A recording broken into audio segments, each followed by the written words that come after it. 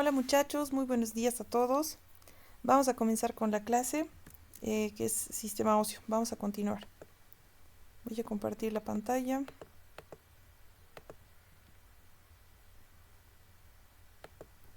Muy bien.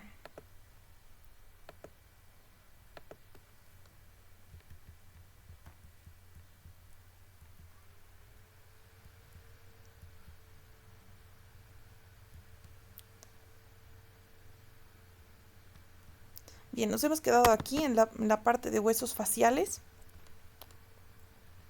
Está un poquito lento. Ya. Nos quedamos en esta parte de huesos faciales. Bien. Entonces recordando que la cabeza ósea, toda la cabeza tiene 22 huesos, ¿no?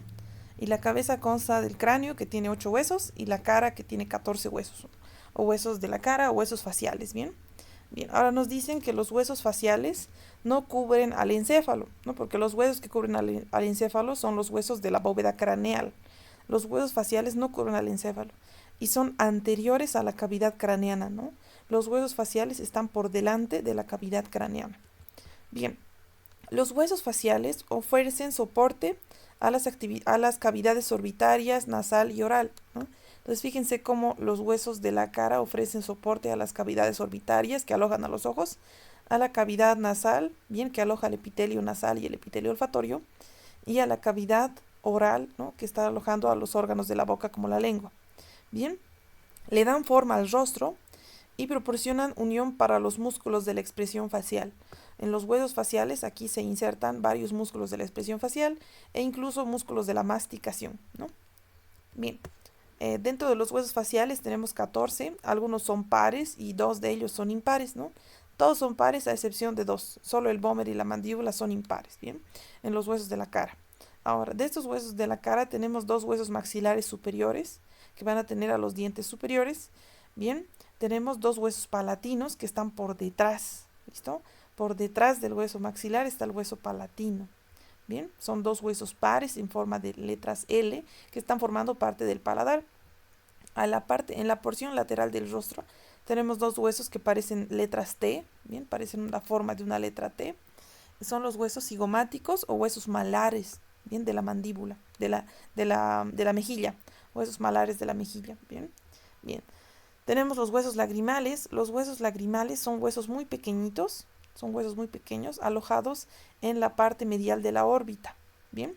Los huesos nasales están formando la parte superior del puente de la nariz, ¿no? La parte superior del puente de la nariz donde uno apoya sus lentes. Son dos pares de huesos nasales. Tenemos dos cornetes nasales inferiores que están dentro de la cavidad nasal. En las paredes laterales de la cavidad nasal están los cornetes. Un vómer que va a formar la parte central del tabique nasal, bien, va a formar una de las partes óseas del tabique nasal junto con el etmoides, ¿no? Y una mandíbula, que también es un hueso impar, la mandíbula, bien, que es el hueso más móvil del cráneo, ¿no? El único hueso que tiene una movilidad significativa dentro de todo el cráneo es la mandíbula. Bien, entonces empecemos con los huesos maxilares superiores. Los maxilares superiores son los huesos faciales más grandes, ¿bien? Son los huesos faciales más grandes, están ocupando el centro de la cara, aquí lo vemos en color verde, ¿bien? Si nosotros viéramos por dentro a un hueso maxilar, el hueso maxilar está hueco, tiene un gran seno, conocido como seno maxilar, que es el seno paranasal más grande, ¿no? Son dos cavidades, los senos maxilares. Muy bien, se unen en la sutura intermaxilar. Si se fijan aquí por delante, tenemos una sutura que es la sutura intermaxilar. Justo por debajo de la fosa de la nariz tenemos una sutura intermaxilar. Va a constar de apófisis alveolares. ¿Qué son estas apófisis alveolares? Nosotros tenemos en toda la mandíbula, ¿no ve? En su cuerpo de la mandíbula, que es esta parte inferior, vamos a tener un reborde alveolar. Y en este reborde alveolar van a estar los famosos alvéolos. Bien, entonces los alvéolos son la parte hueca del diente, ¿no ve? La parte hueca que tiene el maxilar, la parte como una fosa, esos son los alvéolos. Ahora, entre estas porciones como fosas que son los alvéolos, están unas apófisis, ¿bien? Entre dos alvéolos que son huecos, están las apófisis alveolares. Las apófisis son prominencias hacia adelante, si se dan cuenta, ¿no? Son como proyecciones hacia adelante. Esas son las apófisis alveolares. Están entre los alvéolos, ¿listo? Bien, son las apófisis alveolares. En el maxilar superior vamos a encontrar a la hendidura esfenomaxilar. Esta es la hendidura esfenomaxilar. ¿Bien? La hendidura esfenomaxilar está formando parte del piso de las órbitas. Y si se dan cuenta, está entre el maxilar y esto que es el esfenoide, esto es su ala mayor del esfenoides. Es la hendidura esfenomaxilar, antes conocida como fisura orbitaria inferior, ¿no? Ahora recordando, ¿qué pasa por esta hendidura esfenomaxilar? Bien, recordemos que por la hendidura esfenomaxilar está pasando los vasos y nervios infraorbitarios, ¿no? Los vasos y nervios infraorbitarios salen por la hendidura esfenomaxilar y luego pasan por el piso de la órbita y terminan saliendo por este agujero que es el agujero infraorbitario, ¿no ven? Bien, entonces pasan primero por la hendidura esfenomaxilar y terminan saliendo por el agujero infraorbitario.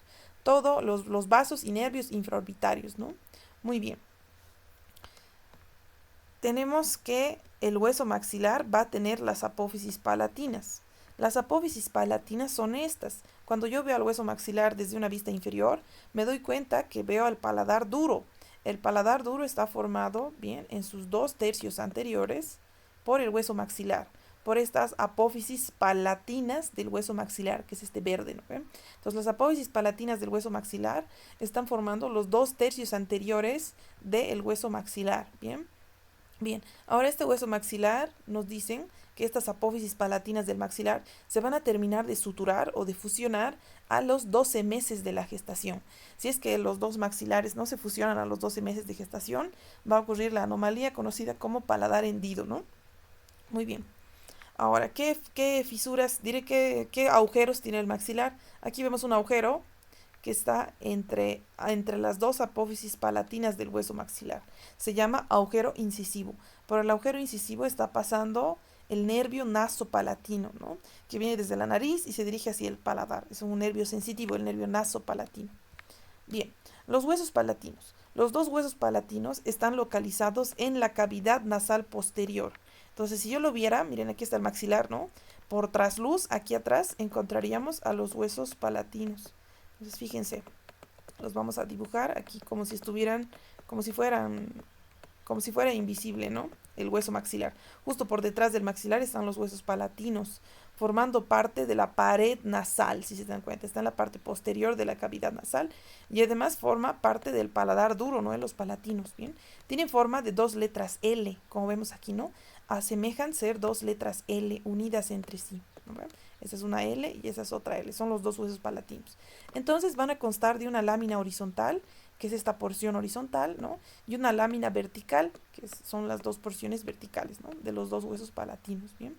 Bien, si yo me doy cuenta, este de color azul es el palatino, esta es su lámina vertical, la lámina vertical del palatino, y esta viene a ser su lámina horizontal del palatino, ¿no? Entonces, lámina vertical y lámina horizontal del palatino, ¿bien? La lámina vertical del palatino se encuentra en las paredes laterales de la cavidad nasal, en la parte posterior de la cavidad nasal, ¿bien? Y la lámina horizontal está formando el tercio posterior del paladar duro, ¿no ven?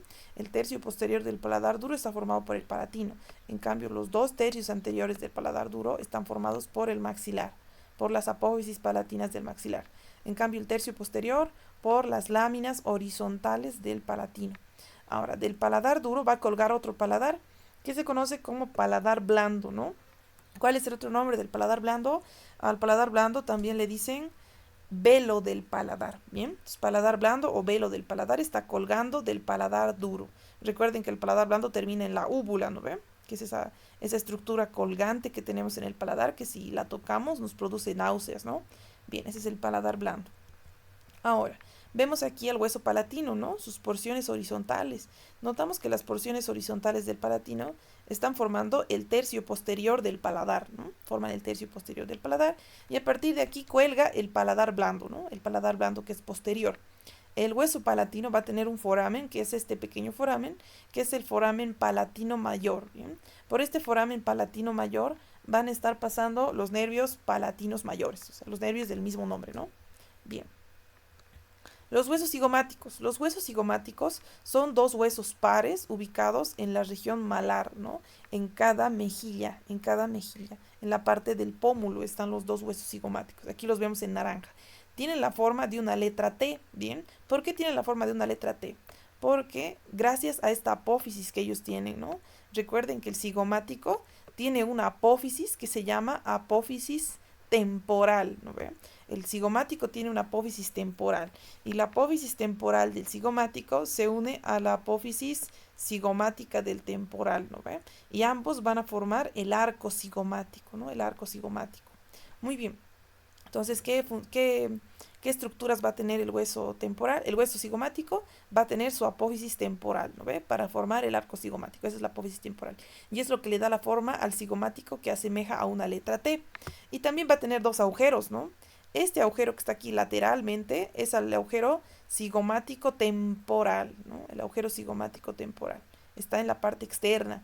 En cambio, aquí en la parte interna del hueso cigomático tenemos al agujero cigomático facial. Entonces son dos agujeros que tiene el cigomático, ¿no? Cigomático temporal y cigomático facial. Y por esos dos agujeros pasan los nervios del mismo nombre, ¿no? Los nervios cigomático temporal y cigomático facial, ¿no? Pasan por los agujeros del mismo nombre.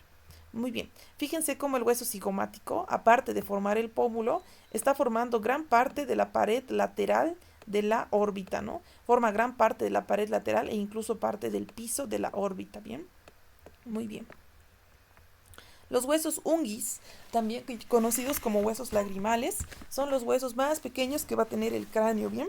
Los huesos unguis. Vamos a tener dos, ¿no? Entonces aquí vemos un hueso unguis o hueso lagrimal y aquí está el del lado derecho, ¿no? El del otro lado estaría en el lado izquierdo.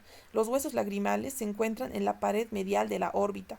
Y si somos perceptivos, tienen la forma como si fueran una uña, ¿bien? Parecen la parte distal de un dedo, parecen una uña. Muy bien. Ahora, lo más importante del hueso unguis es que junto con el hueso maxilar va a formar esta pequeña fosa.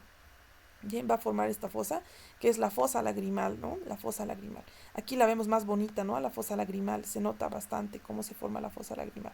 Entonces, la fosa lagrimal está entre el rosadito, que es el unguis o lagrimal, y el verde, que es el maxilar, ¿no? Esa es la fosa lagrimal. La fosa lagrimal va a albergar ¿a qué?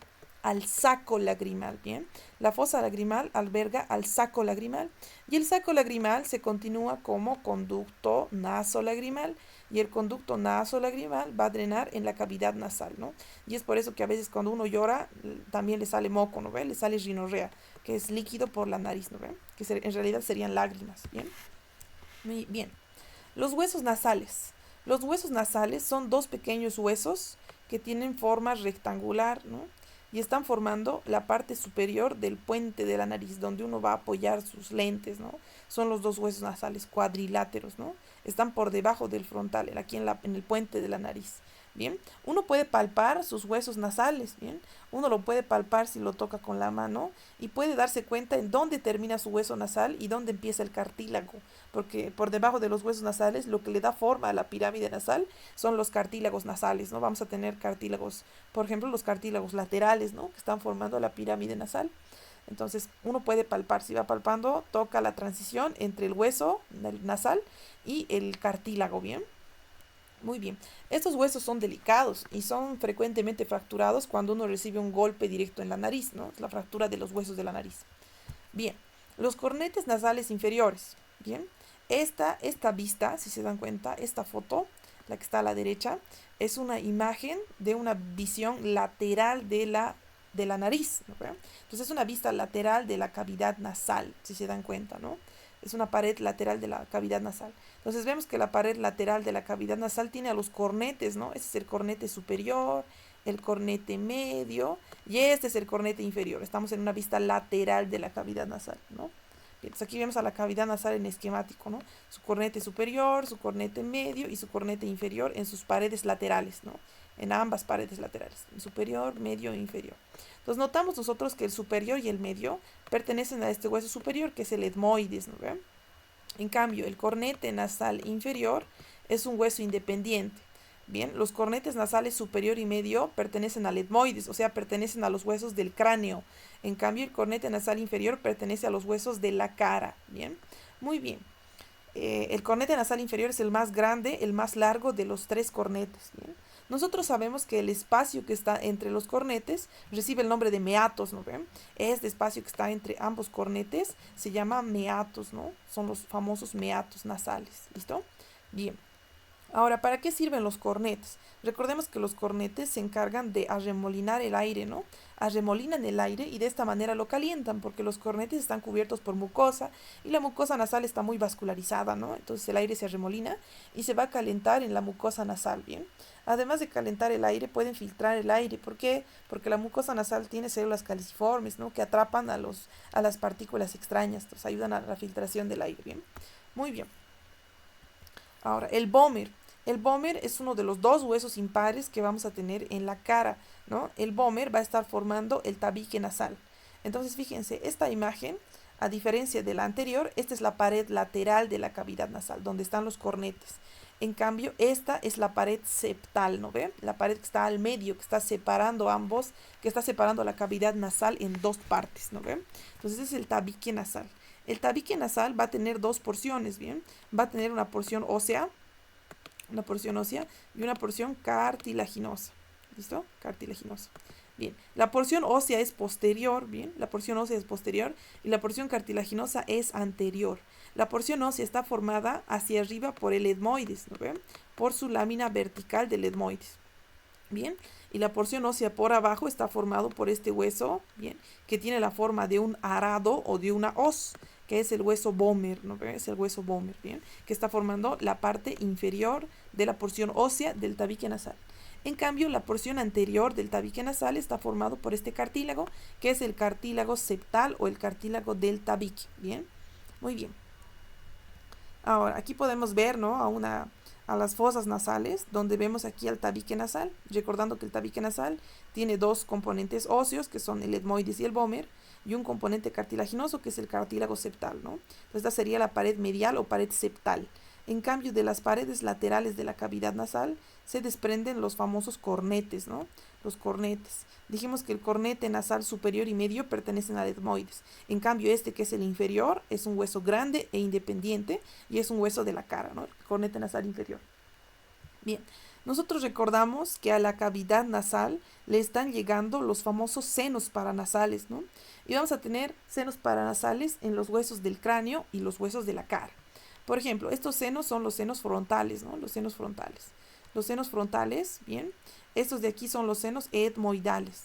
Los senos etmoidales están dentro del laberinto etmoidal, los senos etmoidales. Aquí vemos al seno esfenoidal, ¿no? Que en realidad son dos, a pesar de tener un solo esfenoides, tenemos dos senos esfenoidales, como ven aquí, ¿no? Y este seno, que es el más grande, pertenece al seno maxilar. Bien, son los senos maxilares, que son dos porque tenemos dos maxilares. Entonces, ustedes notan cómo los senos son cavidades huecas que están alojadas en los huesos del cráneo y estos senos están recubiertos por mucosa y esa mucosa se encarga de liberar moco y el moco no permanece dentro de los senos, ¿no? El moco es drenado hacia la cavidad nasal, ¿bien? El moco se drena hacia la cavidad nasal y este moco ayuda a filtrar el aire, ¿no?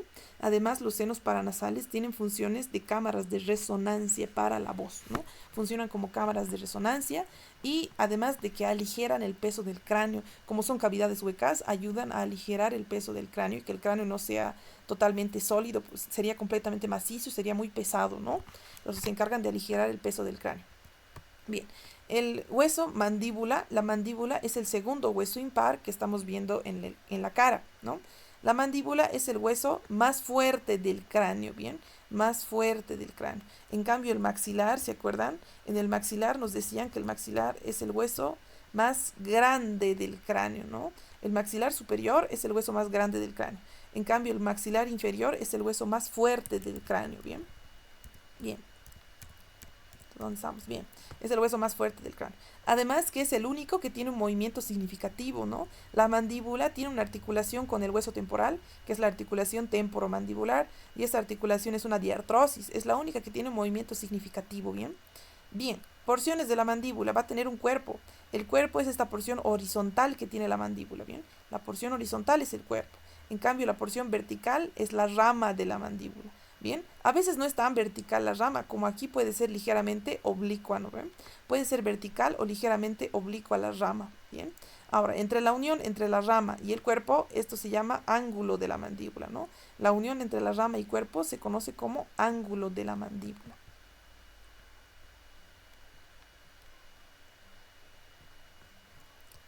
Vamos a borrar, ya.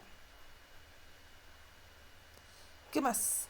La protuberancia mentoniana es una protuberancia que se encuentra en el mentón, ¿no? Y le da cierto aspecto al mentón, que es un poquito más elevado, ¿no? La protuberancia mentoniana. Y también tenemos al agujero mentoniano. El agujero mentoniano es este, ¿bien? El agujero mentoniano viene es este agujero que usualmente se encuentra debajo del segundo premolar, ¿no? El agujero mentoniano, ¿bien? Bien. ¿Qué más podemos encontrar? Las espinas mentonianas. Las espinas mentonianas son estas pequeñas espinas que las vamos a encontrar aquí, si se fijan.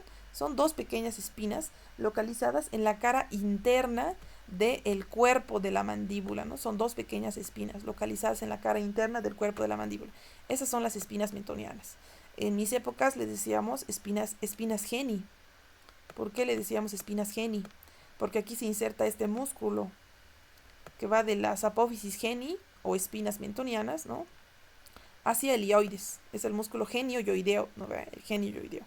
Entonces se origina de las apófisis geni, ¿bien? Muy bien. Entonces esas son las apófisis geni o espinas mentonianas, ¿listo? Bien. Ahora, la rama, ¿no? Dijimos que esta porción que suele ser vertical o ligeramente oblicua es la rama. La rama tiene forma de una letra Y, ¿bien? Tiene la forma de una letra Y. Va a tener a una apófisis que se llama apófisis coronoides o apófisis coronoide, ¿bien? Esta es la apófisis coronoides que está anterior en la rama. Y hacia atrás va a tener otra apófisis que se conoce como apófisis condilia. Ahora, esta apófisis condilia va a tener una superficie articular que se conoce como cóndilo de la mandíbula, ¿no? Este es el cóndilo de la mandíbula. Está en la apófisis condilia, está el cóndilo de la mandíbula. Ahora el cóndilo de la mandíbula se va a articular con la fosa mandibular del hueso temporal para formar la articulación temporomandibular, ¿no? Ahora fíjense, entre esta punta que es la apófisis coronoides y esto que es el cóndilo, voy a encontrar una escotadura. En este libro a todas las escotaduras les dice muescas, ¿no? Entonces voy a encontrar una muesca mandibular. Esa es la muesca mandibular, que está entre la apófisis coronoides y el cóndilo de la mandíbula, ¿no? Muy bien, la muesca mandibular. Bien, ¿qué más voy a encontrar? Si se fijan, en la rama de la mandíbula, que es esta, voy a encontrar un agujero que lo conocen como agujero mandibular, ¿bien? Este agujero mandibular no es más que el comienzo de este conducto. ¿Se acuerdan este conducto?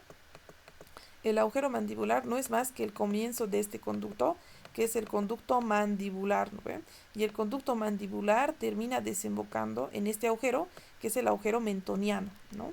Entonces, fíjense, agujero mandibular se continúa con el conducto mandibular y el conducto mandibular desemboca en este agujero, que es el agujero mentoniano, ¿bien?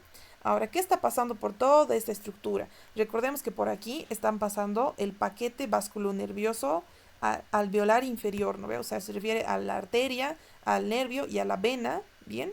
Están pasando por aquí esas estructuras que son alveolares inferiores, ¿no? Vena, arteria y nervio, alveolar inferior para los dientes inferiores, ¿no? Muy bien. Entonces aquí podemos ver justamente eso, ¿no? Notamos nosotros que este, por ejemplo, podría ser el nervio alveolar inferior. El nervio alveolar inferior está ingresando por el agujero mandibular que está dentro de la rama, ¿no ve? Bien, y el agujero mandibular se continúa como conducto mandibular, ¿verdad? Se continúa como conducto mandibular, el agujero mandibular. Y el conducto mandibular va a terminar desembocando en el agujero mentoniano. Termina desembocando en el agujero mentoniano. Entonces, por aquí está pasando el nervio alveolar inferior. Este nervio alveolar inferior se encarga de inervar a los dientes inferiores, ¿no? A los dientes inferiores. Entonces, el agujero mentoniano es un punto de referencia importante para aplicar la anestesia dental, sobre todo para los odontólogos, ¿no? Muy bien. Entonces, este nervio alveolar inferior pasa e inerva todos los nervios, los dientes inferiores. Y cuando sale por el agujero mentoniano, el nervio alveolar inferior cambia de nombre y se llama nervio mentoniano, ¿no? Entonces el nervio mentoniano no es más que la terminación del nervio alveolar inferior, ¿bien? El nervio mentoniano. Es por eso que cuando a veces nos anestesian los dientes inferiores, se nos anestesia un poco el mentón también, ¿bien? Por el nervio mentoniano, que es simplemente su continuación. Bien, aquí ¿qué podemos notar? Aquí podemos notar una importante resorción ósea de los alvéolos dentarios, ¿no? Pues aquí debería haber un espacio donde están los alvéolos dentarios, donde están las apófisis alveolares, ¿no? Que están entre los alvéolos, ¿no? Eso deberíamos notar aquí. Pero ¿por qué ocurrió? ¿Por qué ocurrió este desgaste de los dos maxilares, ¿no? ¿Por qué ocurrió el desgaste del maxilar superior y de la mandíbula? ¿Qué es lo que pasó? Usualmente cuando a un paciente le retiran los dientes, bien, cuando a alguien le retiran los dientes, suele haber este tipo de resorción ósea donde van a desaparecer los alvéolos. Entonces, este suele ser el cráneo de una persona adulta mayor y como ya no tienen dientes, su cráneo se acorta y su cara se ve más pequeña, ¿no? Bien. Ahora, nosotros tenemos que tener siempre una imaginación tridimensional. Por ejemplo, aquí habíamos hablado del paladar, ¿no ve? Aquí estaría el paladar duro. Fíjense cómo el paladar duro forma parte del piso de la cavidad nasal y a su vez es el techo de la cavidad oral, ¿no ve? El paladar duro. Entonces el paladar duro forma piso de la cavidad nasal y el techo de la cavidad oral. Y el paladar duro formado en sus dos tercios anteriores por las apófisis palatinas del maxilar y en su tercio posterior por las láminas horizontales del hueso palatino, ¿no ve? Muy bien. Entonces tomen en cuenta este tipo de relaciones, ¿no? Lo mismo con el etmoides, ¿no? La porción cribosa del etmoides, la lámina cribosa, va a formar el piso de la cavidad craneal, ¿no ve? El piso del cráneo, el piso anterior del cráneo, y va a formar el techo de la cavidad nasal, ¿no? Hay que tener una idea tridimensional. Siempre hay que intentar nosotros conocer a las estructuras de manera 2D, hay que extrapolarlo a manera 3D, ¿no ve? Bien. Ahora, ¿qué huesos están relacionados al cráneo?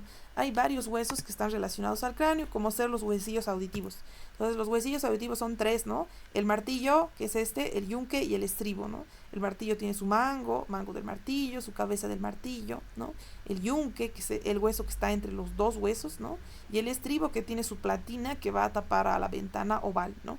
Esos huesillos auditivos lo vamos a revisar cuando veamos sentidos, ¿bien? Los huesillos auditivos se relacionan a los huesos del cráneo, ¿bien? Se relacionan. ¿Y dónde están los huesillos auditivos? Los huesillos auditivos están dentro de una caja que la conocemos como caja del tímpano, ¿no ve? La caja del tímpano se conoce también como oído medio. Bien, el oído medio. Entonces, el oído medio y el oído interno, ¿dónde están? En el hueso temporal, ¿no ven? Estos huesos están en el hueso temporal, dentro del peñasco del hueso temporal, ¿no ven? Antes llamada porción petrosa del hueso temporal. Bien, ¿qué otros huesos están relacionados al cráneo? Otros huesos que están relacionados al cráneo son el hueso ioides, ¿bien? El hueso ioides está relacionado al cráneo. Ahora, ¿dónde está el hueso ioides? El ioides se encuentra por debajo de la mandíbula, ¿no? Por debajo del mentón, dice su libro, ¿no? Por debajo de la mandíbula y por encima de los cartílagos de la laringe. ¿No ve? Que son esa caja de resonancia que nos permite dar la voz a las personas, es la laringe. Por encima de la laringe y por debajo de la mandíbula se encuentra el hueso ioides. Ahora el hueso ioides está suspendido en su sitio por estos ligamentos que van desde la estiloides al ioides. Entonces el ioides se mantiene en su lugar, ¿no? Por la apófisis estiloides del temporal, ¿no? Este ligamento se llama ligamento estilo-ioideo, ¿no ve? Que va desde la estiloides a las astas menores del ioides, el estilo-ioideo. Entonces se mantiene en su sitio gracias a la apófisis estiloides. Ahora el hueso ioides es un hueso particular y único. ¿Por qué? Porque no se articula con ningún otro hueso, ¿no? No se articula con ningún otro hueso, el hueso ioides. ¿Bien? Bien. Ahora, aquí vemos al hueso ioides y a sus partes. El hueso ioides en su porción anterior es cuadrilátera y se llama cuerpo del ioides, ¿bien? Y de este cuerpo se van a desprender dos astas. Unas astas pequeñas se llaman astas menores, ¿listo? O cuernos menores. Y astas posteriores son las astas mayores o cuernos posteriores del ioides, ¿bien? Muy bien. Ahora, el ioides, nos dicen, sirve para unión de músculos de la mandíbula, músculos de la lengua y músculos de la laringe, ¿bien? Músculos de la mandíbula, la lengua y la laringe se van a unir al ioides. Aquí yo les muestro, por ejemplo, uno de los músculos, miren. Este músculo va de la mandíbula al ioides. Está formando el piso de la boca donde ustedes le rascan a sus gatos, ¿no ve? Entonces les hacen cosquillas a los gatos. Es el miloioideo, ¿no ve? Va desde la mandíbula al ioides, el miloioideo, ¿no?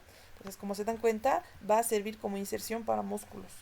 Bien, una fractura del ioides es evidencia de estrangulación. A veces cuando hay lesiones de estrangulamiento se puede fracturar el hueso ioides, ¿no? Y no solo el ioides, lo que está por debajo, los cartílagos laringios, que son cartílagos, usualmente son hialinos, ¿no ven? Recuerden que el cartílago hialino es débil, ¿no ve? Como nos decían en el tema anterior, el cartílago hialino tiene fibras delgadas de colágeno, entonces por eso es débil. Cuando uno lo ahorcan, puede fracturarse el ioides y los cartílagos de la laringe. Bien, el cráneo en la lactancia y la infancia. Bien, nosotros vemos que los huesos del cráneo no están fusionados al nacer. ¿Para qué no están fusionados al nacer los huesos del cráneo? Para poder facilitar el trabajo de parto. no están fusionados y tienen espacios entre los huesos del cráneo, y esos espacios se llaman fontanelas, ¿bien? Las fontanelas permiten que los huesos todavía sean móviles. Es por eso que incluso los parietales, que son estos, se cabalgan durante el parto. Le llaman cabalgamiento de los parietales, para poder estrechar un poco más el cráneo y que pueda salir por el orificio vaginal en la mamá, ¿no ven? Bien. Entonces, miren, esta es la función de que no estén fusionados todavía los huesos del cráneo. Ahora, los espacios entre los huesos del cráneo reciben el nombre de fontanelas. Fontanela, ¿qué significa? Pulsación sanguínea perceptible. Quiere decir que si yo palpo una de estas fontanelas, voy a sentir el pulso del bebé, ¿no ven? Porque aquí están los grandes senos, ¿no? El seno sagital superior, por ejemplo. Entonces yo puedo sentir la pulsación de esa sangre, ¿bien? Es un pulso sanguíneo perceptible. Ahora, los huesos del bebé, están unidos solo por membranas fibrosas, ¿bien? Están unidos solo por membranas fibrosas y van a sufrir después una osificación conocida como osificación endocondral. No, como osificación endomembranosa, perdón. Hay dos tipos de osificación, recuerden, ¿no? Endomembranosa y endocondral. Entonces, como aquí los huesitos del cráneo están unidos por membranas, sufren osificación endomembranosa. Quiere decir que estas membranas se van a volver hueso, ¿verdad? Se van a volver hueso y van a formar las suturas. Bien. Ahora, aquí vemos las fontanelas que va a tener el paciente, el bebé recién nacido, ¿no? Aquí vemos que ese es un cráneo desde lateral y ese es un cráneo desde superior. Podemos ver una de las suturas más importantes, que es esta, es la fontanela anterior. Bien. La fontanela anterior, aquí vemos la fontanela posterior, aquí vemos la fontanela anterolateral, o también conocida como fontanela esfenoidal, porque se relaciona con el esfenoides, ¿no? La fontanela posterolateral, también conocida como fontanela mastoidea, porque se relaciona, está cerca de la porción mastoidea del temporal, ¿no ven? Bien, entonces tenemos estas fontanelas. La anterior y la posterior son fontanelas impares. En cambio, estas, la esfenoidal o anterolateral y la mastoidea o posterolateral, son fontanelas pares, ¿no? Porque las tengo del lado derecho y del lado izquierdo. ¿Listo? Ahora, todas estas fontanelas se osifican al año de edad, nos dicen. Se van a osificar al año de edad. La única que puede demorar un poco más es esta, es la fontanela más grande, que es la fontanela anterior, ¿no ves? La que puede demorar un poco más, hasta los 18 a 24 meses, ¿bien? O sea, que puede demorar 1 año y medio o 2 años en cerrarse. En cambio, las demás se cierran antes del año de edad, ¿bien? La fontanela anterior es la que más demora en cerrarse. Si se dan cuenta, la fontanela anterior está entre qué huesos, entre los frontales y los parietales, y tiene forma de diamante, ¿bien? La posterior tiene forma de triángulo, ¿bien? Y va a estar entre los parietales y el occipital, la fontanela posterior, ¿bien? Muy bien, la fontanela anterolateral o esfenoidal es esta, y va a estar entre 4 huesos, entre el temporal, que es este, el parietal, el frontal y el esfenoides. Como está relacionado mucho al esfenoides, se llama fontanela esfenoidal. Y esta fontanela posterolateral o fontanela mastoidea está entre la mastoides, entre el occipital y el parietal, ¿no? Fontanela mastoidea. Muy bien. Al nacer, el hueso frontal y la mandíbula están separados en mitades. Entonces fíjense aquí cómo el hueso frontal y la mandíbula están separados en dos mitades, ¿no? Entonces tenemos dos frontales y dos mandíbulas al nacer. Y después se van a unir estos dos huesos, ¿verdad? En la vida adulta, bien, ya van a estar unidos los dos huesos. Nos dicen que en la infancia temprana, bien, se unen estos dos huesos, y por eso es que ya los adultos ya tenemos solamente un frontal y solamente una mandíbula, ¿no ve? Se van a fusionar en la infancia temprana. O sea que van a sufrir una sinostosis, ¿no ve? Cuando dos huesos se fusionan, se llama sinostosis. Bien, ahora, podemos dejar dos reparos óseos al fusionar estos dos huesos, ¿bien? Cuando se fusiona, miren, cuando se fusiona la mandíbula, nos queda aquí una sínfisis mentoniana, ¿no? Nos queda la sínfisis mentoniana. Cuando se fusiona la mandíbula, ¿no? Una pequeña sínfisis mentoniana. Ahora, el hueso frontal no suele dejar ninguna sutura, no suele dejar nada, no suele dejar ningún tipo de articulación, solo solemos tener un frontal ya los adultos, ¿bien? Pero, ¿qué pasa cuando persiste todavía una sutura? Se llama sutura metópica, ¿bien? O sea, los dos frontales deberían unirse completamente y no dejar nada, deberían hacer una sinostosis completa, ¿no ven?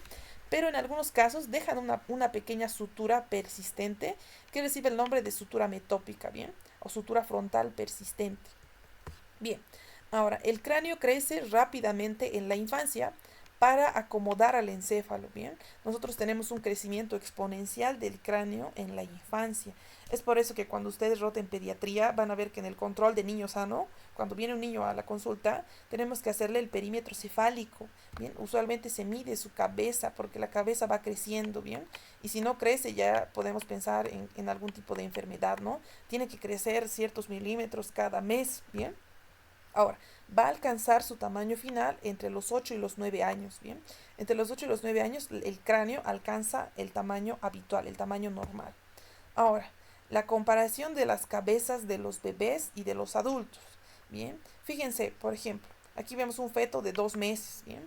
Fíjense cómo en el feto la cabeza representa el 50% de su cuerpo, ¿no? ¿Ven? Y a medida de que vamos creciendo, miren, ese es al nacimiento. Al nacimiento representa un cuarto de su cuerpo, ¿no?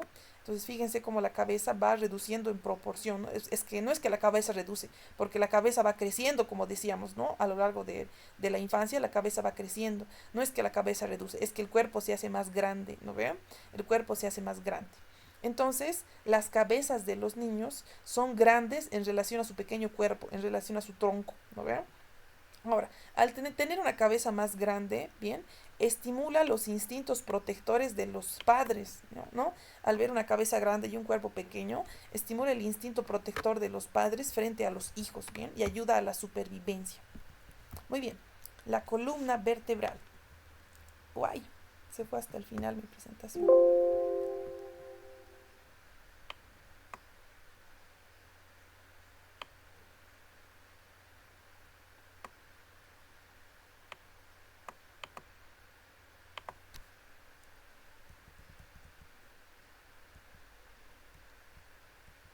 Bien, la columna vertebral. Nos hablemos de las características generales que va a tener la columna vertebral. Bien, la columna vertebral también se conoce como espina dorsal y la columna vertebral va a dar soporte al cráneo y al tronco, permitiendo su movimiento, ¿no? Entonces, como vemos, la columna vertebral hace de soporte al cráneo y hace de soporte al tronco y permite el movimiento del cráneo y del tronco, ¿no? A través de las articulaciones intervertebrales permite el movimiento del tronco y del cráneo. Protege a la médula espinal. ¿Por qué? Porque la columna vertebral va a tener al conducto vertebral y el conducto vertebral va a servir como protección para la médula espinal. Absorbe tensiones, ¿no? Absorbe tensiones la columna vertebral y proporciona unión para las extremidades, ¿no? El esqueleto, la columna vertebral pertenece al esqueleto axial y las extremidades se articulan con el esqueleto axial, ¿no? Bien. Entonces la columna vertebral proporciona unión para las extremidades. Hay muchos músculos de las extremidades que se insertan en la columna vertebral. Por ejemplo, el romboides, ¿no? El romboides va desde la escápula hacia la columna. Entonces muchos músculos que van a proporcionar soporte, ¿bien? De los miembros superiores se van a insertar en la columna. Y también se pueden insertar en la caja torácica, ¿no? Músculos pueden insertarse de la columna hacia la caja torácica. Muy bien. Ahora, ¿en qué consiste la columna vertebral? En una cadena de 33 vértebras con discos intervertebrales de fibrocartílago. Bien, entonces consiste en una cadena de 33 vértebras, bien, con discos de fibrocartílago. Ahora, los discos de fibrocartílago, no porque hay 33 vértebras, hay 33 discos, bien. Los discos de fibrocartílago se originan a partir de la vértebra C2, bien. Entre la C2 y la C3 existe un disco. Bien, entre la C1 y la C2 no hay disco. Pues a partir de la C2, C3, C4, C5, C6, hay discos ¿hasta dónde? Hasta la quinta lumbar. Bien, el último disco está entre la quinta lumbar y la primera vértebra sacra. Entonces los discos van desde la C2, desde la segunda cervical, hasta la quinta lumbar y la sacra, ¿ve? Hasta el espacio entre la quinta lumbar y el sacro. Entonces aquí tenemos solamente discos. Por eso es que hay menos discos que vértebras, bien, hay menos discos intervertebrales. Ahora, podemos clasificar a la columna vertebral en vértebras cervicales, en vértebras torácicas, en vértebras lumbares, vértebras sacras y vértebras coxígeas, ¿no? Bien, ahora, ¿cuánto va a medir la columna vertebral? La columna vertebral de una persona adulta mide aproximadamente 71 centímetros, ¿bien? 71 centímetros. Y de estos 71 centímetros, los discos representan un cuarto de esta longitud, ¿bien? Un cuarto de la longitud de la columna vertebral se debe a los discos intervertebrales. Ahora, nosotros sabemos que los discos intervertebrales, bien, van a comprimirse durante el día. Pues a lo largo del día, la bipedestación y en el peso que yo estoy cargando y el caminar, el estar parado, hace que mis discos se vayan comprimiendo, se van deshidratando a lo largo del día y van disminuyendo su altura, ¿no? Entonces nos dicen que hace que la altura se disminuya ligeramente, ¿bien? La altura se disminuye ligeramente durante el día. Ahora, ¿qué pasa durante la noche? Durante la noche, otra vez, estos discos se rehidratan y volvemos a recuperar nuestra altura al siguiente día, ¿no? Bien, entonces nos comentan, miren, las personas miden el 1% menos cuando se acuestan. Quiere decir que nosotros a lo largo del día vamos comprimiendo nuestros discos, bien, se van deshidratando y cuando nos dormimos medimos el 1% menos al dormirnos que al despertarnos al otro día, que ya toda la noche nos hemos rehidratado, ¿no? Entonces al despertarnos al otro día recuperamos ese 1% de altura, ¿no? Por esta compresión de los discos, bien. Pues como podemos observar, los discos se encargan de absorber impactos. Bien, las vértebras se van a dividir en 5 grupos principales. Vamos a tener 7 vértebras cervicales que van a denominarse de C1 a C7, ¿no? 12 vértebras torácicas que se denominan de T1 a T12, 5 vértebras lumbares que se denominan de L1 a L5, 5 huesos sacros fusionados, ¿no? 5 vértebras sacras fusionadas que van a ser de S1 a S5 y 4 vértebras coxígeas fusionadas que van a ser de CO1 a CO4, ¿no ven? Muy bien. ¿Por qué co en las coxígeas? Porque no puedo decirle C, porque al decirle C estoy hablando de las cervicales. Por eso se le dice co a las coxígeas, ¿bien? Usualmente tenemos esta cantidad de vértebras, ¿no? Es el número de la columna vertebral. 7, 12, 5, 5, 4, ¿no ves? 7 cervicales, 12 torácicas, 5 lumbares, 5 sacras, 4 coxígeas. Bien, usualmente las 5 sacras están fusionadas y las 4 coxígeas están fusionadas, haciendo que solo tenga un sacro y un coxis, ¿no? Muy bien. Esta es la variación anatómica más común que tenemos en el mundo, ¿no? Pero como sabemos, no todas las personas somos iguales. Hay variaciones anatómicas, ¿bien? Una de cada 20 personas tiene variaciones anatómicas en la disposición de las vértebras de la columna vertebral. Bien, por ejemplo, aquí vemos una variación anatómica. Normalmente, como sabemos, ¿no? Las 5 vértebras sacras se van a fusionar, pero fíjense en este caso, solo 4 vértebras sacras se han fusionado. Bien, haciendo que el sacro solo esté formado por 4 vértebras sacras y aumentando una vértebra lumbar, ¿no? Esta primera vértebra sacra le conocen como sexta lumbar también, ¿bien? Es como si estuviéramos aumentando una lumbar, ya que solamente 4 formaron el sacro, ¿no? Bien, puede haber variantes entre las personas. Como decíamos en el capítulo 1, a veces existen 5 vértebras lumbares, que es lo más frecuente, ¿no? A veces existen 6. ¿Por qué? Porque el sacro solo se fusionan 4 y la primera sacra se convierte en la sexta lumbar, ¿no ven? Entonces a veces existen 6 vértebras lumbares, ¿no? Siempre existe algún tipo de variación fisiológica, bien, de variantes anatómicas entre los distintos seres humanos. Bien, ahora la columna del adulto tiene la forma de una letra S. Si nosotros vemos desde el lateral a la columna de un adulto, vamos a ver que tiene forma de una letra S, ¿bien? En cambio, si la vemos de frente, la columna es completamente recta porque parece una vara, ¿no ven? Pues miren, cuando yo veo de frente a la columna es completamente recta. En cambio, cuando la veo de lateral, me doy cuenta que tiene curvaturas normales, ¿bien? Estas curvaturas se van a desarrollar desde el nacimiento hasta los 3 años de edad. Bien, entonces las curvaturas ya las van a tener los niños que tienen más de 3 años de edad, ya van a haber desarrollado sus curvaturas normales, bien. Bien, entonces cuando nosotros somos embriones o fetos, bien, los embriones, fetos y bebés recién nacidos solo tienen una curvatura, Estas curvaturas están presentes al nacer, bien. Estas curvaturas reciben el nombre de curvaturas primarias, ¿no? Curvaturas primarias.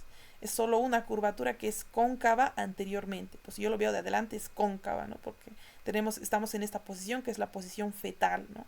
Ahora, cuando nosotros, bien, aprendemos a gatear, aprendemos a caminar, vamos a desarrollar las curvaturas secundarias, ¿no? Esas curvaturas secundarias se desarrollan al gatear y al caminar, ¿bien? Cuando uno gatea, no puede gatear con la cabeza abajo, ¿no ve? ¿Qué tiene que hacer al gatear? Levantar la cabecita. Entonces, al levantar la cabeza voy a formar esta primera curvatura, que es la curvatura cervical, ¿no ve? Y esa curvatura, como va a estar formada después del nacimiento, ¿bien? Se va a llamar curvatura secundaria, ¿no? Es la curvatura cervical, ¿bien? Ahora, cuando yo camino, ¿no ve? A la hora de caminar, a la hora de sentarse, yo desarrollo esta otra curvatura, que es la curvatura lumbar, ¿bien? Entonces, tanto la cervical como la lumbar son curvaturas secundarias. ¿Por qué? Porque se han desarrollado después del nacimiento, ¿no? Las curvaturas secundarias. En cambio, la torácica y la sacra, ¿no? La curvatura torácica y sacra tienen la misma forma que el feto. Por lo tanto, se conocen como curvaturas primarias, porque ya las teníamos desde que éramos fetos, ¿no? La curvatura torácica y la curvatura sacra. Muy bien. Entonces aquí vemos a un embrión con su curvatura normal, ¿lo ves? Su curvatura primaria. Bien, a medida de que nosotros crecemos, desarrollamos la curvatura cervical, que es secundaria, y la curvatura lumbar, ¿no ve? Que también es una curvatura secundaria. Entonces, al gatear, uno levanta la cabeza y desarrolla la curvatura cervical. Cuando uno gatea y camina, también puede desarrollar la curvatura lumbar, ¿no? Estas curvaturas ya se van desarrollando, ¿bien? Y las tienen todas las curvaturas un niño de más de 3 años. Muy bien, nosotros sabemos que hay anormalidades en las curvaturas de la columna vertebral. Bien, la parte clínica la vamos a tratar de ver al final del tema. Entonces, nuestra prioridad siempre va a ser acabar y al final del tema vamos a ver las partes clínicas, ¿no? Pero como anormalidades de las curvaturas de la columna tenemos, por ejemplo, la escoliosis, a la cifosis y a la lordosis, ¿no? Bien. Una cifosis es un aumento de la curvatura torácica, una lordosis es un aumento de la curvatura lumbar, ¿no? Y una cifosis es una desviación de la curvatura torácica, ¿no? Una desviación de la columna torácica. Bien. Ahora, ¿cómo se forman de manera general las vértebras? ¿Cuáles son las partes generales de las vértebras? Bien, toda vértebra, de manera general, o sea, las vértebras típicas, ¿no? Las vértebras generales, van a tener un cuerpo vertebral. Este es el cuerpo vertebral, que es una porción maciza, bien, con forma de disco, es el cuerpo vertebral y se encuentra anterior, ¿bien? El cuerpo es anterior. En cambio, hacia posterior vamos a tener un arco vertebral que está hacia posterior. Entonces, adelante el cuerpo, que es grande y macizo, ¿no? Y que soporta el peso de la columna, ese es el cuerpo vertebral. Hacia atrás un arco vertebral, es posterior. Ahora, el arco vertebral está rodeando a un agujero que se conoce como agujero vertebral, ¿no? Ese es el agujero vertebral. Ahora, si se superponen varios agujeros vertebrales de varias vértebras, ¿no? Imagínense que se van superponiendo los agujeros vertebrales, vamos a formar un canal o conducto vertebral, ¿no? Entonces, la superposición de agujeros vertebrales de varias vértebras forman un canal vertebral por donde está pasando la médula espinal, donde está pasando las meninges, ¿no? Bien. Este arco vertebral va a tener pedículos y láminas, ¿bien? El arco vertebral va a estar formado por pedículos, que el libro los hace parecer a pilares, ¿bien? Entonces los pedículos tienen forma de pilares, esos son los dos pedículos, ¿bien? Y las láminas, que son más delgadas y cuadriláteras, ¿bien? Entonces los pedículos y las láminas van a formar el arco vertebral, ¿no? Los pedículos están aquí atrás, están aquí adelante, perdón, unidos al cuerpo, ¿no? Y las láminas están más posteriores, ¿bien? Más posteriores. Ahora, de este arco vertebral formado por sus pedículos y sus láminas, se desprenden varias apófisis. En realidad se desprenden 7 apófisis, ¿bien? Entonces, fíjense, en la unión del pedículo y la lámina se desprende este apófisis, que es la apófisis transversa, ¿no ves? Son 2 apófisis transversas, una del lado derecho y una del lado izquierdo. Ahora, en la unión entre una lámina y otra lámina se desprende esta apófisis, que es la apófisis espinosa, ¿verdad? Hasta ahora vamos 3 apófisis, ¿bien? Nos faltan las apófisis articulares. Fíjense, aquí tengo 2 apófisis articulares superiores, ¿no? Y abajo 2 apófisis articulares inferiores. Serían 4, ¿no? 2 apófisis superiores más 2 apófisis inferiores son 4 apófisis articulares. Entonces vemos 1, 2, 3, 4, las articulares, más las 2 transversas, 6, más la apófisis espinosa, 7, ¿no? Entonces, de este arco vertebral se están desprendiendo 7 apófisis, ¿bien? 7 apófisis. Muy bien. Aquí vemos ya a una vértebra, pero ya no de manera esquemática, ¿no? Esta ya es una vértebra real, ¿bien? Entonces notamos, ¿no? La parte de color azul que tiene forma de disco y soporta la mayor parte del peso de la columna vertebral se conoce como cuerpo vertebral. El cuerpo vertebral es anterior, ¿no? El cuerpo vertebral es anterior, ¿bien? En cambio, hacia posterior teníamos al arco vertebral que rodea al foramen vertebral, ¿no? El foramen vertebral varía de tamaño y varía de forma de acuerdo a qué tipo de vértebra estamos hablando, ¿no? Muy bien. Del arco vertebral, el arco estaba formado por estas 2 partes que son los pedículos, ¿no ve? Que tienen forma de pilares, los pedículos, y hacia atrás por las láminas, ¿no? Estas son las láminas. Bien, de este arco vertebral se desprenden 7 apófisis. Las apófisis transversas, que van hacia los costados. Las apófisis espinosas, bueno, es solo una, ¿no? Una apófisis espinosa que va hacia atrás, hacia posterior. Bien, y las apófisis articulares. Aquí vemos dos apófisis articulares superiores. Si pudiera ver de abajo, vería dos apófisis articulares inferiores. Las apófisis articulares permiten la articulación de dos vértebras, ¿no ven? Bien, entonces aquí vemos una vista lateral. Hay que tener mucha imaginación. Ese es el cuerpo. Esta roja vendría a ser la apófisis transversa, ¿no? La apófisis transversa. Esta amarilla y esta son las apófisis articulares, ¿no ve? Apófisis articular superior y apófisis articular inferior, ¿no ve? Y la proyección que se dirige hacia atrás es la apófisis espinosa. Muy bien. Ahora, hay un dato más que nosotros tenemos que conocer, que es la muesca vertebral. Muesca vertebral. Fíjense, esta porción, ¿cuál es? El pedículo, ¿no ven? El pedículo tiene una muesca. Las muescas son escotaduras, ¿no ven? Entonces, fíjense que el pedículo tiene una escotadura. Esa escotadura se llama muesca. Bien, muesca vertebral. Y si yo superpongo varias muescas vertebrales, miren, si yo superpongo varias muescas vertebrales, puedo formar a los forámenes intervertebrales. ¿Bien? Y los forámenes intervertebrales son los sitios donde está pasando el nervio espinal. ¿No ven? Entonces, fíjense, estos son los forámenes intervertebrales. Como se dan cuenta, están entre las vértebras, ¿no ven? Se forman por la superposición de varias vértebras, los forámenes intervertebrales, ¿bien? Y permiten el paso de los nervios espinales. Estos forámenes intervertebrales no son lo mismo que el foramen vertebral. El foramen vertebral alberga a la médula. Los forámenes intervertebrales, ¿bien? Están llevando a los nervios espinales. ¿Y cómo se limitan? Por estas muescas, ¿no? Hay unas muescas o escotaduras que tienen los pedículos, ¿no ven? Los pedículos tienen estas muescas y estas muescas van a formar los forámenes intervertebrales. Entonces, aquí vemos que el pedículo tiene una muesca vertebral superior y una muesca vertebral inferior. Aquí estaría su muesca vertebral superior, su muesca vertebral inferior, muesca vertebral superior, muesca vertebral inferior, ¿no ven? Bien. Muy bien. Entonces, como podemos ver, este sería el agujero vertebral. Recordemos que cuando los agujeros vertebrales se superponen, forman un conducto, que es el conducto vertebral, que está alojando a la médula espinal y a sus meninges, ¿no? Ese sería el conducto vertebral. Bien, bien. Ahora, recordemos que este es el pedículo, ¿no ve? Los pedículos de los arcos vertebrales. Los pedículos tienen muescas, una muesca vertebral superior y una muesca vertebral inferior, y entre las dos muescas se forma otro foramen, que es el foramen intervertebral. Y por el foramen intervertebral están naciendo los nervios espinales, ¿no? Que son nervios que salen de la médula, ¿no? Los nervios espinales o nervios raquídeos, ¿bien? Muy bien. Ahora, hablemos de los discos intervertebrales. Los discos intervertebrales nos comentan que hay 23 discos intervertebrales, ¿bien? Hay menos discos que vértebras. ¿Por qué? Porque la C1 no tiene disco y a partir del sacro y el coxis tampoco. Sacro y coxis ya no tienen discos porque están fusionados, ya no hay discos, ¿no? Entonces tenemos menos discos que vértebras. Bien, cada disco está formado por un núcleo pulposo y por un anillo fibroso. El núcleo pulposo es una sustancia gelatinosa que está dentro del disco intervertebral. En cambio, en la parte más periférica está el anillo fibroso. El anillo fibroso es fibrocartílago. El fibrocartílago son haces gruesos de colágeno, ¿no ve?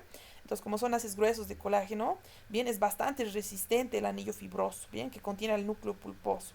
Ahora, los discos intervertebrales se encuentran en dónde? Entre los cuerpos vertebrales, ¿no ve? Se encuentran entre los cuerpos vertebrales. Bien, y forman una articulación de tipo sínfisis, ¿no? Es una sínfisis, bien, la articulación entre los cuerpos vertebrales y los discos intervertebrales. Los discos ayudan a unir las vértebras, bien, ayudan a soportar el peso y absorben los impactos, sobre todo los impactos de tipo vertical, ¿ok? Bien, ahora, nos comentan acerca de las hernias de disco. ¿Qué ocurre? ¿Por qué ocurren las hernias de disco? Usualmente ocurren porque el paciente levanta demasiado peso y porque tiene una predisposición genética, ¿no? Genéticamente hay personas que nacen con los discos más débiles, ¿bien? Y por eso tienen predisposición genética a tener hernias de disco. Más aún si es que están soportando demasiado peso, no sé si son obesos o son personas que hacen mucha fuerza en el gimnasio o están levantando mucho peso en su trabajo, ¿no? Tienen posibilidad de generar hernias de disco, discos herniados o discos rotos también le dice su libro. Entonces, ¿en qué consiste el disco herniado? La herniación del disco consiste en que se rompe el anillo fibroso, ¿no? Entonces el anillo fibroso se rompe, se fisura y por esta fisura escapa el núcleo pulposo. Entonces el núcleo pulposo se va herniando, ¿no? Entonces el núcleo pulposo sale y el núcleo pulposo puede comprimir al agujero intervertebral donde está el nervio raquídeo, ¿no ven? Entonces puede presionar al nervio raquídeo o nervio espinal y al presionar al nervio espinal puede producir dolor, puede producir hormigueos, ¿no ve? En la extremidad que inerve este nervio, ¿no? Recordemos que los nervios son sensitivos y motores. Entonces, al comprimir un nervio pueden dar tanto afecciones sensitivas como afecciones motoras, ¿no? Dependiendo a dónde va este nervio. Si es el nervio femoral, va a haber disminución del movimiento del cuádriceps, ¿no? Porque el nervio femoral va a inervar al cuádriceps. Y va a haber disminución de la sensibilidad de la parte anterior del muslo, porque eso es la parte sensitiva del nervio femoral, ¿no? La parte anterior del muslo. Entonces, de acuerdo a qué nervio se comprometa, va a ser la lesión sensitiva o motora, ¿no?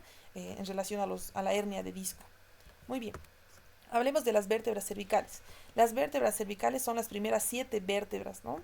Bien, nos dicen que son vértebras pequeñas. En los humanos son vértebras pequeñas, bien. Algo interesante, recuerden que su libro es un biólogo, ¿no? El escritor de los libros. Entonces, nos comentan que las vértebras cervicales en los humanos son pequeñitas. Pero hay algunos animales que tienen vértebras cervicales grandes, por ejemplo las jirafas, ¿no? Y uno podría pensar que el cuello de una jirafa tiene más vértebras cervicales que la humana, pero no es cierto. La jirafa tiene las mismas 7 vértebras cervicales, solamente que en ellos las cervicales son muy largas, ¿no? Son muy grandes. En cambio, nuestras cervicales humanas son pequeñas, ¿no? Bien, soportan el peso de la cabeza y permiten el movimiento de la cabeza. Bien, la primera vértebra cervical recibe el nombre de Atlas. ¿Por qué? Por este ser mitológico que sostiene al mundo, ¿no ves? Zeus lo castiga a este ser mitológico llamado Atlas que sostiene al mundo, ¿bien? Entonces el Atlas le pusieron el nombre por esto. Porque el Atlas es la primera vértebra que sostiene al mundo, que es la cabeza, ¿no? El Atlas se articula con el occipital, ¿bien? Y sostiene a la cabeza. El atlas es una vértebra atípica. ¿Por qué es atípica? Porque no se parece al resto de vértebras cervicales, por eso es atípica. Tiene la forma de un anillo. ¿A qué se refiere que parece un anillo? Un anillo significa que que solamente es arco vertebral, ¿no ven? Solamente es un anillo, es solamente un arco. No tiene cuerpo vertebral, ¿no ven? No tiene cuerpo vertebral, solamente es un anillo el atlas, ¿bien? Bien, el arco vertebral de este anillo va a tener un arco anterior y un arco posterior. Fíjense cómo el arco anterior es más chiquitito que el arco posterior, ¿no ven? Ahora, ambos arcos van a tener tuberosidades, ¿no? Una tuberosidad anterior y una tuberosidad posterior, ¿bien? Entonces van a tener, no tienen cuerpo, solo tienen arco anterior y arco posterior, y cada arco tiene una tuberosidad, ¿bien? Entonces carece de apófisis espinosa, si se dan cuenta, ¿no? Tampoco tiene apófisis espinosa. No tiene ni cuerpo ni apófisis espinosa. En realidad, en vez de su apófisis espinosa, tiene su tubérculo posterior, ¿no ven? Bien. ¿Qué más? Tiene dos grandes masas, que son las masas laterales del hueso atlas, ¿bien? Estas dos grandes masas laterales tienen un foramen, que es el foramen transverso, ¿no? Entonces, esto sí es común, porque todas las cervicales tienen su foramen transverso, ¿bien? Entonces, el atlas no lo mismo, ¿no? El atlas también tiene su foramen transverso, ¿bien? Bien, ahora las masas laterales del atlas van a tener dos superficies articulares. Una superficie articular superior que se llama carilla articular superior, bien que es sumamente cóncava. Esta carilla articular superior se articula con el occipital, ¿no ve? Se articula con los cóndilos del hueso occipital, bien. Ahora, entonces estas carillas articulares superiores del atlas se articulan con los cóndilos del occipital y forman la articulación atlanto-occipital, ¿no ve? Que nos permite decir que sí con la cabeza, nos permite decir que sí con la cabeza, ¿no ve? Flexionar la cabeza hacia adelante. Muy bien. Aquí, ¿qué podemos observar? Aquí vemos a la articulación atlanto-occipital. No encontré una imagen más bonita, yo busqué, pero no hay. Imagínense que ese es el occipital. ¿No ves? Ese es el occipital. Me falta una C, ¿no? El occipital. Bien, el hueso occipital tiene los dos cóndilos, ¿no ve? Tiene un cóndilo occipital del lado derecho y un cóndilo occipital del lado izquierdo, que parecen unas huellas de zapato, los dos cóndilos, ¿bien? Los dos cóndilos del occipital se están articulando con las carillas articulares superiores, ¿bien? Del atlas, ¿no? Las carillas articulares superiores que están encima de las masas laterales del atlas, ¿no? Esta articulación recibe el nombre de articulación atlanto-occipital, ¿no? Articulación atlanto-occipital. Es una articulación de tipo condilia y permite decir que sí con la cabeza, ¿no? La articulación atlanto-occipital. Muy bien. Ahora, veamos la segunda vértebra cervical, que es el axis, ¿no? El axis, ¿qué características tiene? La característica más importante del axis es su apófisis odontoides, ¿no? La apófisis odontoides del axis, ¿bien? O diente del axis es la característica más notable que tiene esta vértebra, ¿bien? Va a tener un cuerpo, esta sí tiene cuerpo, ¿no ven? Todo esto es su cuerpo vertebral. Tiene un cuerpo vertebral, tiene su apófisis odontoides, hacia atrás tiene su arco vertebral, ¿no ven? Tiene su apófisis transversa, este sí tiene apófisis, tiene su apófisis espinosa, perdón, este sí tiene apófisis espinosa y su espinosa es bífida, como el resto de vértebras cervicales, ¿no? Su apófisis espinosa del axis es bífida, ¿bien? Muy bien. Ahora, entonces notamos que lo más relevante del axis es su apófisis odontoides, ¿bien? La apófisis odontoides del axis se proyecta sobre el atlas, ¿no? El atlas era un arco que estaba aquí. Entonces la apófisis odontoides del axis se proyecta dentro del atlas, ¿bien? Entonces, ¿cómo se llama esta articulación entre la apófisis odontoides del axis y el atlas? Se llama articulación atlantoaxoidea, ¿no? Articulación atlantoaxoidea, ¿listo? Ahora, pues fíjense entonces cómo el diente del axis se va a articular con este arco del atlas. ¿Qué arco es? El arco más pequeño es el arco anterior, ¿no? Entonces el arco anterior tiene una carilla articular para el diente del axis, ¿bien? Muy bien, el arco anterior. Pues recuerden, el arco posterior del atlas, ¿bien?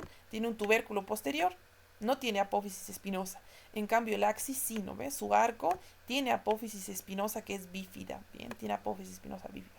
Entonces notamos nosotros cómo el diente del axis se articula con el arco anterior del atlas, ¿no? Ingresa dentro del atlas y permite la articulación atlantoaxoidea.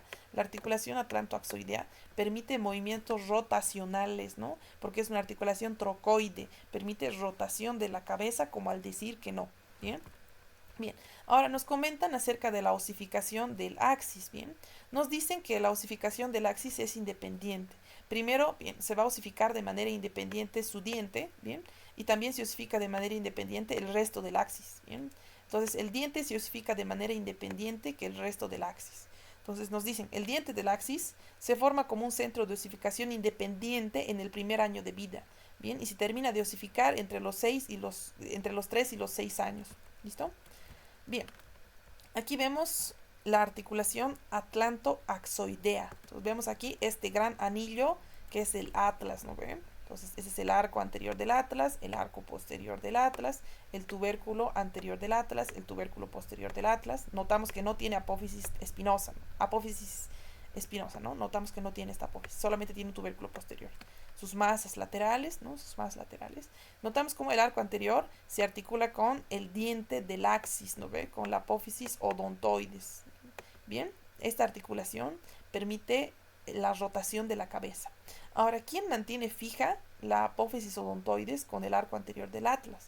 Un ligamento conocido como ligamento transverso lo mantiene en su sitio a la apófisis odontoides, ¿bien? El ligamento transverso está en el atlas. Si se fijan, va de una masa lateral a otra el ligamento transverso. El ligamento transverso del atlas mantiene fijo al diente del axis, ¿verdad? ¿Para qué? Para que este diente del axis no lesione a lo que está aquí adentro. Aquí adentro está la médula espinal, ¿no ven? Con su forma de H. Aquí está la médula espinal. Entonces el ligamento transverso evita que el diente del axis se luxe y pueda lesionar a la médula espinal, ¿bien? Bien. Esto pasa en muchos suicidios, ¿no? Cuando alguien se cuelga, a veces se fractura el diente del axis y el diente del axis perfora la médula espinal, ¿bien? Muy bien. Las vértebras C3 a C6. Las vértebras C3 a C6, ya hemos descrito a C1 que es el axis, C1 que es el atlas, C2 que es el axis, son vértebras atípicas, ¿no ven? Son vértebras distintas, la C1 y la C2. Bien, a partir de la C3 hasta la C6 se conocen como vértebras típicas. ¿Por qué se conocen como vértebras típicas? Porque se parecen entre sí, ¿no ven? Son típicas vértebras cervicales. Tienen un cuerpo vertebral que es pequeño, ¿bien? Un agujero vertebral que es grande y triangular, ¿listo? Tienen su apófisis espinosa que suele ser bífida, tienen sus apófisis transversas que suelen ser cortas y tienen un agujero transverso, bien, con su agujero transverso. Esta es una vértebra cervical típica. A partir de la tercera hasta la sexta son iguales, bien, son típicas. Entonces constan de un cuerpo vertebral pequeño, bien, cuerpo vertebral pequeño, arco vertebral grande, con un foramen vertebral en forma triangular, con apófisis espinosas bífidas y apófisis transversas con un foramen transverso, Esas son las vértebras típicas de C3 a la C6, bien. Bien, ahora fijémonos algo interesante. Recuerden, este ligamento es el ligamento nucal, ¿no? El ligamento nucal se proyectaba desde la protuberancia occipital externa, ¿bien? Hacia la vértebra C7, ¿no? Notamos cómo la C7, a diferencia de las demás cervicales, es más larga. Por eso la consideran atípica. Su apófisis espinosa es más larga. Por eso la C7 se llama prominente, ¿bien? En cambio aquí vemos a la sexta, la quinta, la cuarta, la tercera, ¿no ve? Estas vértebras son las típicas, ¿no ve? Pues fíjense cómo se está fijando el ligamento nucal en las apófisis espinosas de las vértebras cervicales. Bien, ahora nos fijamos algo interesante. ¿Qué pasa por estos forámenes transversos que tienen las vértebras cervicales? Por los forámenes transversos que tienen las vértebras cervicales, ¿no? Está pasando la arteria vertebral, ¿bien? La arteria vertebral pasa por los forámenes transversos de las vértebras cervicales. Bien, entonces recordemos, hasta el atlas tiene su foramen transverso. Entonces el atlas, el axis, la C1, la C2, la C3, la C4, la C5, la C6, hasta la sexta tienen su foramen transverso normal. Y por este foramen transverso pasa la arteria vertebral, ¿no? Entonces la arteria vertebral pasa por los forámenes transversos de las vértebras cervicales e ingresa por el foramen magno, la arteria vertebral, ¿bien? Cuando la arteria vertebral ingresa por el foramen magno, va a encargarse de irrigar la parte posterior del encéfalo. Entonces, la parte anterior del encéfalo es irrigado por la arteria carótida, ¿verdad? Que entra por el agujero carotidio. La arteria carótida entra por el agujero carotidio. En cambio, la arteria vertebral, bien, pasa por los forámenes vertebrales de las vértebras cervicales y entra por el foramen magno, ¿no ven? Muy bien. Bien, la C7 era una vértebra atípica, ¿no? Entonces, esta es la C7. ¿Por qué se considera una vértebra atípica la C7? Porque su apófisis espinosa es mucho más larga, ¿no? Aparte de ser larga, la apófisis espinosa de C7, ¿cómo es? ¿Bífida? No, no es bífida. La de C7 no es bífida, es completamente única, ¿no? No es bífida, es muy larga, prominente y no bífida, a diferencia del resto, ¿no? Pues como vemos aquí, nota, miren, la C2 es bífida, o sea, el axis es bífido, C3 bífido, C4 bífido, C5 bífido, C6 bífido y C7, la prominente es única, ¿no ven? No es bífida la C7, ¿bien? Entonces, aparte de ser más larga que el resto, no es bífida, ¿bien? Bien, en lo demás sí se parece, su cuerpo vertebral es pequeño, tiene su agujero vertebral que es triangular, tiene su foramen transverso, ¿no ven? Entonces, en lo demás sí se parece a la C7, ¿bien? Muy bien. Ahora, esta apófisis espinosa de C7 forma una protuberancia justo en la base del cuello, ¿no? Entonces, cuando el cuello se convierte en tórax, justamente ahí forma una prominencia que es palpable, la vértebra C7 o vértebra prominente, ¿bien? Bien, hablemos de las vértebras torácicas. Las vértebras torácicas se enumeran de T1 a T12, ¿bien? ¿Qué caracteriza a las vértebras torácicas? Que las vértebras torácicas van a estar articuladas con las costillas. Todas las vértebras torácicas se articulan con una costilla.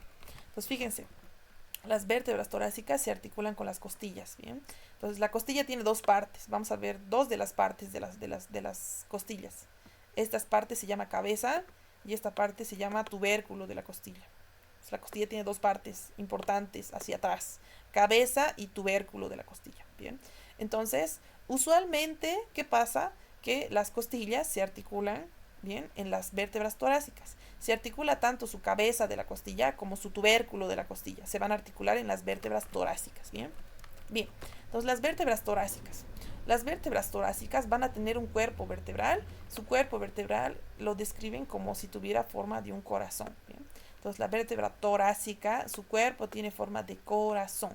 Su agujero vertebral es un poco más pequeño en relación a las vértebras cervicales, ¿no? Su agujero vertebral es más pequeño, ¿bien?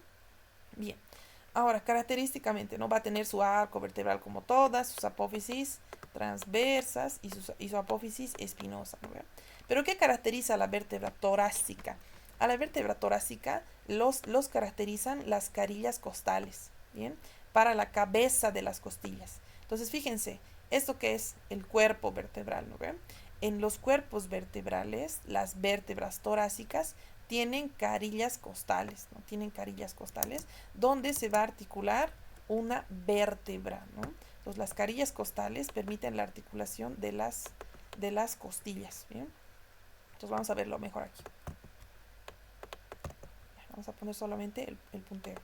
Entonces, fíjense, miren, esta es la cabeza de la costilla y este es su tubérculo de la costilla. Fíjense cómo la cabeza de la costilla se está articulando entre dos cuerpos vertebrales. Eso es lo que suele pasar usualmente, ¿bien? De manera típica, la cabeza de la costilla se articula entre dos cuerpos vertebrales, ¿bien?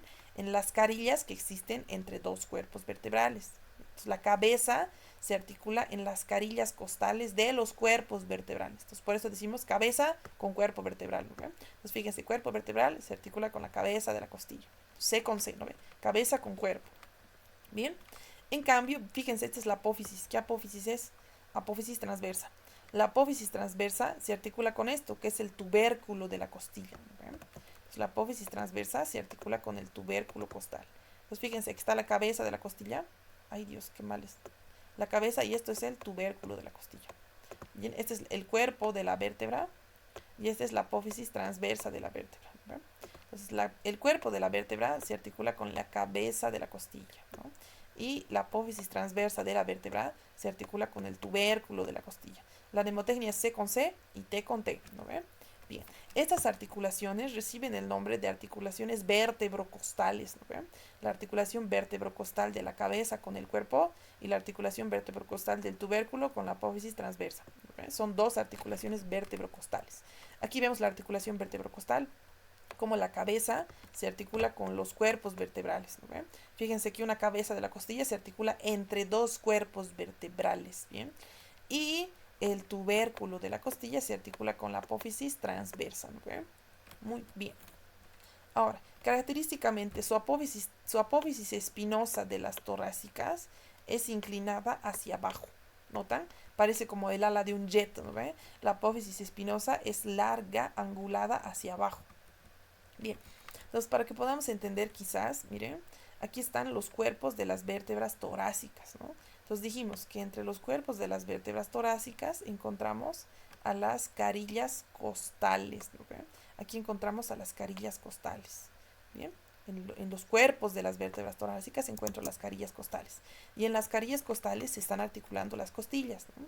Entonces fíjense, la cabeza de la costilla, la cabeza de una costilla, se suele articular en una carilla costal que está entre dos cuerpos vertebrales, ¿no? La cabeza de una costilla se suele articular en esta carilla costal y la carilla costal suele estar entre dos vértebras, ¿no? Entre dos cuerpos de vértebras torácicas, ¿bien? Muy bien. Eso es lo más habitual, ¿bien? Hay algunas excepciones, ¿no? Hay algunas vértebras que tienen características particulares. Nos hablan de la T1, la T10, la T11 y la T12. Miren, la T1, la T10, la T11 y la T12 tienen carillas costales completas. Si se fijan, bien, vamos a poner esta aquí. Miren. Si se fijan, bien, las demás vértebras, sus carillas están divididas en dos, ¿no ve? Lo que Tórtora le decía hemicarillas, ¿no ve? Tenemos dos hemicarillas para formar una carilla completa entre dos vértebras torácicas, ¿no? Bien. En cambio, hay algunas vértebras, por ejemplo estas, que tienen una carilla completa. No son dos mitades, ¿no ve? Tienen una carilla completa. Por ejemplo, ¿qué vértebras tienen carillas completas? La T1, la T10, la T11 y la T12 tienen carillas completas. Entonces, ¿qué significa que ellas tengan una carilla completa en su cuerpo vertebral?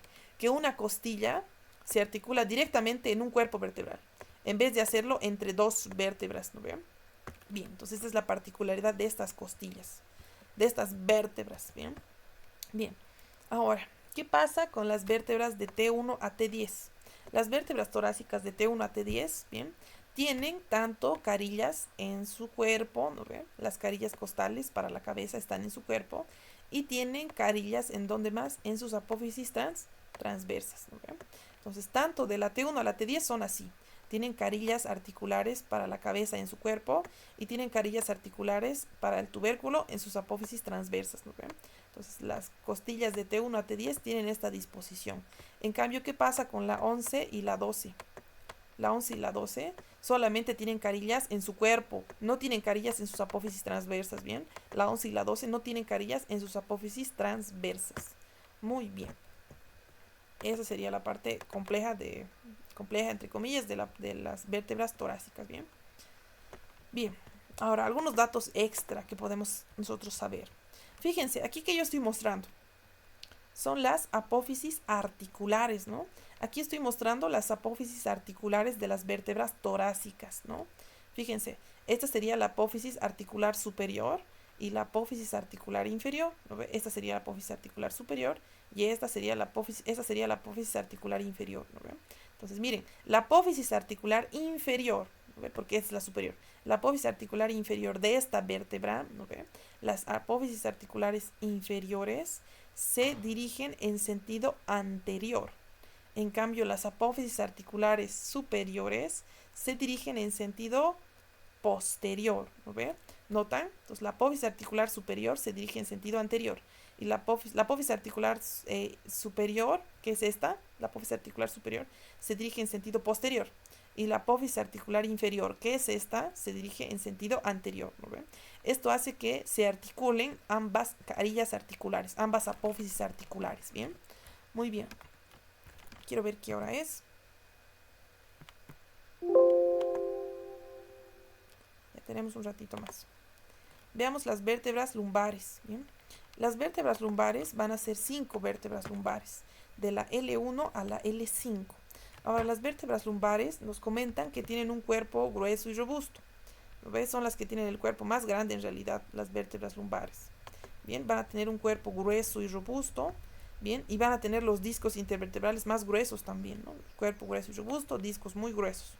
Muy bien, van a tener su arco vertebral, igual que todas las demás, su apófisis espinosa y sus apófisis transversas. Y van a tener sus carillas articulares, ¿no? Sus carillas articulares. Sus apófisis transversas, clásicamente, son descritas como gruesas, cuadradas y romas, ¿bien? Son gruesas, cuadradas y romas. ¿Recuerdan cómo son las espinosas de las torácicas? Son hacia abajo, ¿no ve? Inclinadas como las alas de un jet. En cambio de las lumbares son gruesas, cuadradas y romas que aparentan ser las cabecitas de las hachas, ¿bien? Es como si fueran cabezas de hachas, las apófisis espinosas de las vértebras lumbares, ¿bien? Muy bien. Ahora, estas son sus apófisis articulares, ¿no ven? Sus apófisis articulares de las vértebras lumbares tienen una dirección diferente. Miren hacia dónde van sus apófisis articulares. Estas son las apófisis articulares superiores de la vértebra. Se dirigen en sentido medial, ¿no ven? Las apófisis articulares superiores van en sentido medial. Por lo tanto, las inferiores se dirigirían en sentido lateral. Entonces, fíjense, miren. Estas son las apófisis articulares superiores. Esta es una vista posterior, ¿no ve? Son las apófisis espinosas, esta. Entonces, las apófisis articulares superiores se dirigen en sentido medial, ¿no ve? En sentido medial. En cambio, estas, que son las apófisis articulares inferiores, se dirigen en sentido lateral, ¿notan? Entonces, las superiores, sus carillas miran al medio y las carillas articulares inferiores miran hacia los costados, miran hacia el lateral, ¿verdad? Esto permite que las carillas articulares se articulen entre sí. Muy bien. Ahora, para recordar esta porción, miren, para recordar, yo sé que a veces puede llegar a ser confuso, pero yo les digo de verdad que no es muy complejo. Nomás es intentar darle lógica a lo siguiente.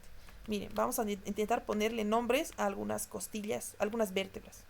Entonces, la T10, la T11, la T12 y la L1. Miren, la vértebra torácica 10.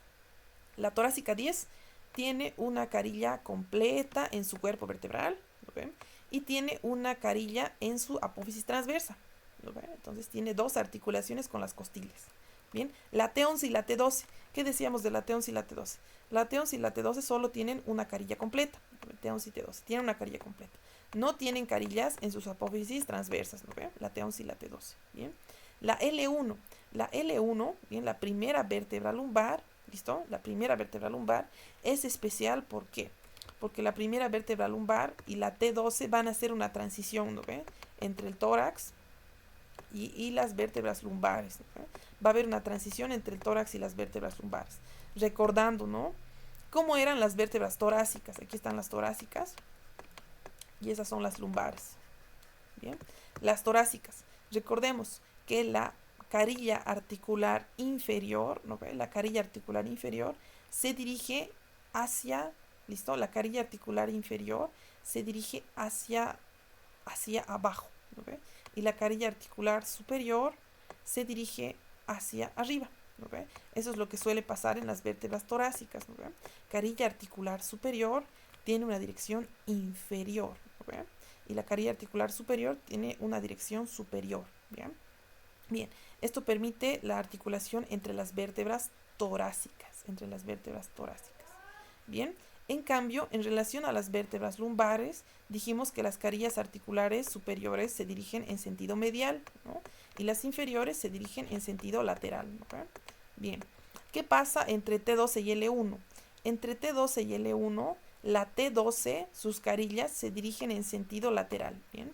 En vez de dirigirse sus carillas inferiores, ¿no ve? Como aquí, en vez de dirigirse hacia abajo, se dirigen en sentido lateral para articularse con L1. ¿Por qué? Porque es como una transición entre T12 y L1. ¿Listo? Bien, hasta aquí vamos a quedar, muchachos, por el día de hoy. Espero que les haya servido la clase. Y vamos a continuar el día de mañana, ¿bien? Que todos tengan muy buenas tardes.